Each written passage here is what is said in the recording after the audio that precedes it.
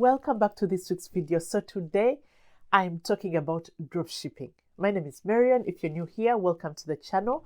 So today's episode is about dropshipping, and basically for anyone who is trying a dropshipping business.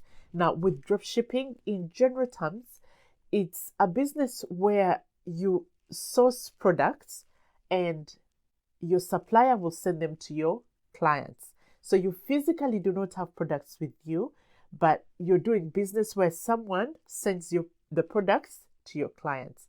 In brief, that's dropshipping. Here is what I want to say about dropshipping. Dropshipping is that one business that anyone can begin.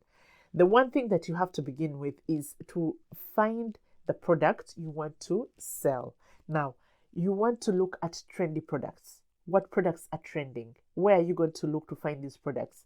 One, look at TikTok trends, look at Amazon trends, look at Google trends, look at AliExpress, and find out the things that people are really interested in, things that are trending. And also you can use ChatGPT to tell you what things are trending. Once you figure out what product you want to sell, things that are trending, but also you have to realize that when you're looking for these trending things, you have competitors. There are other people who are looking for the same thing. So you find the product and make sure you make it unique. Make it your own, give it an extra touch. So once you find the product, the next thing you want to do is find your suppliers. Now, 7 years ago, when I was still in my dropshipping business, we used to get our supplies from China. And the problem with that is the waiting times for the products was long. It took about 2 weeks, or some products were 28 days or even 2-3 months. Those are ridiculous times. You can't be doing that. So you want to look for suppliers who will supply to you goods that are good, products that are good, but also the times of shipping are short. So things have become better now. Most of those China factories now have warehouses in most countries, in North America, in Europe. So you want to look at your suppliers if they have warehouses in whatever country you are in. So you get the products from their warehouses, not directly from China. So your suppliers, and where are you going to find suppliers? We have suppliers from Obelo, AliExpress, or there's Wholesale to Be, and there's Zendrop. So you want to look at those as the suppliers, but look into the warehouses too and see how close they will be with you, or how close, or how their shipping times will be. But basically nowadays, shipping times are shorter than what it was 7 years ago. So once you get your suppliers out of the way, you found your products, you found suppliers, the next thing is to decide, are you going to use a Shopify store, or do you want to create your own website? If you're to go with a Shopify store, that's fine. Shopify is one platform where you can be able to build a website. You don't need to know how to code. It's so user-friendly. But if you still cannot create a website there, you can hire somebody of Fiverr and they will create a website for you. Okay? So yeah, decide if you want to do a Shopify store or to create a website of your own. So if you're to create your own website, that's still easy.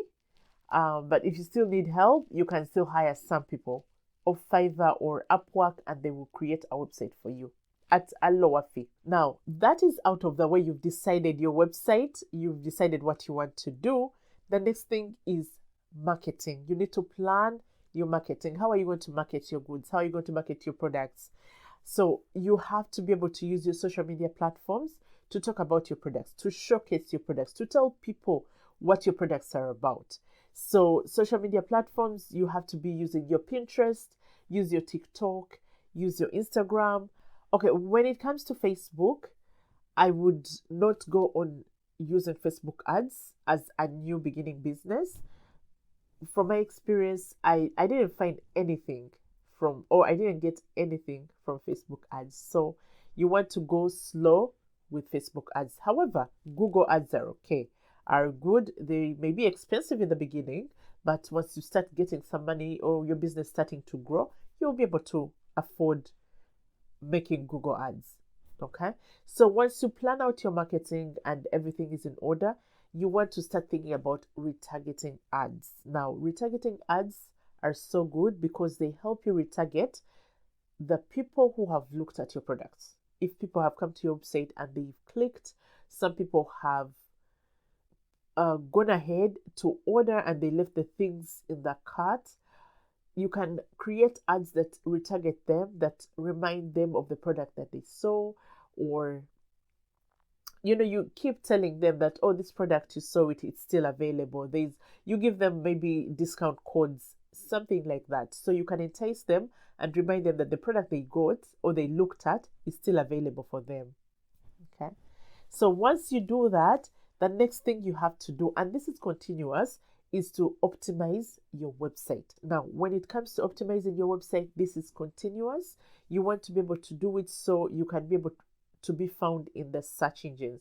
When people search for a product, maybe like human hair wigs, you want that they are able to find your website if you're into hair business. Okay, so that kind of thing, optimization is continuous, and it's a process of learning for everybody, but it helps you to know how many people are coming to your website. You get to know how your marketing efforts are doing.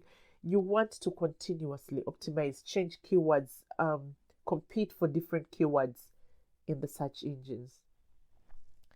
And finally, the last thing you want to be doing is creating email lists. Now, email lists are good and they are long-term investment for your business because they will help you to create a certain community of people where you can be able to sell them the products that you have, or they will be the first people that will know of your new products that you could be selling out, or they're the people you first give discount codes. So email lists help you to have these constant customers or loyal customers with you. So create an email list continuously and begin it from the start. Okay, so basically that's how dropshipping would do. That's how you'll be able to create a dropshipping business, and it takes time but also consistency. So this is it for this week's video. I will see you in my next video. I'm going to be talking about the things that I did that made my first dropshipping business fail. Okay, until then, cheers.